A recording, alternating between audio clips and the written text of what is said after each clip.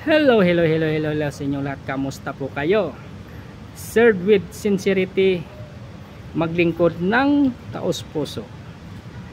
Ang bawat isa sa atin ay may kaloob mula sa Diyos.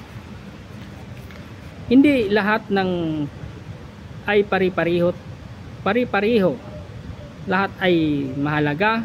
Hindi mo lang kailangan maging preacher para maging pagpapala.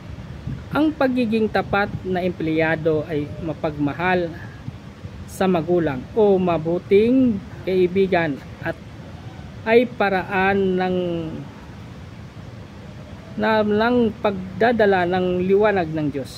Gamitin mo kung anong meron ka at ibigay mo iyon sa buong iyon ng buong puso. Ayan. Sabi dito sa Romans chapter 12 verse 6 to 8, if you give, it's serving them, serve. Ayan, salamat sa Diyos sa kanyang mga salita. Ayan. Shout out sa ating mga viewers and followers. Ingat po lagi. God bless us all.